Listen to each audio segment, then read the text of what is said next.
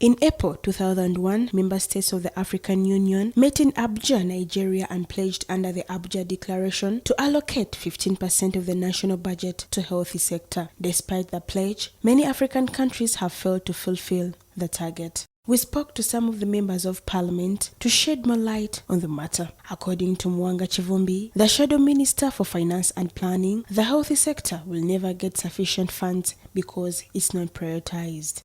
I think those judgments are in archive somewhere, and the dust is gathering on to them. Because one, the pressing needs of most of Africans, their preoccupation is not the welfare of the people, but how do governments stay in power.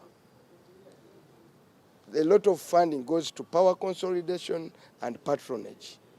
Therefore, our budget, by and largely, will go towards funding the political regime, consolidation of power. Robert Migade, the deputy chairperson of the Committee of National Economy, says before government signs certain declarations, it has to make sure that it will be able to abide by it. What we should be looking at now is not only the percentages, but we should actually prioritize which one is really in urgent need.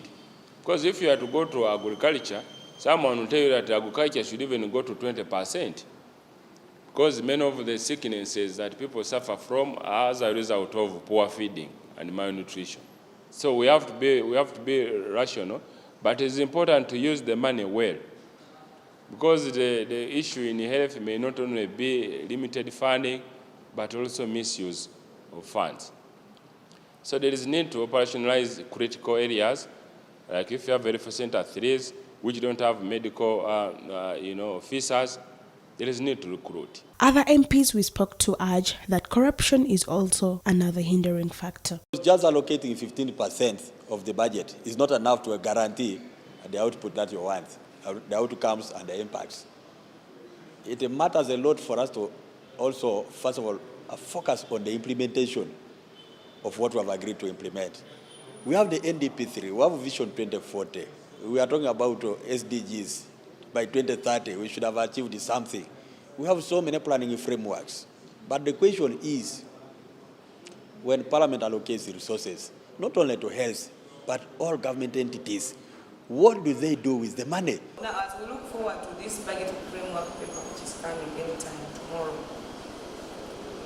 we also want to see whether the Ministry of Health, and of course that is the cabinet, because most of this budget framework paper, before it comes to Parliament, the cabinet has a key hand in ensuring that everything that they want to be implemented is included in that budget framework.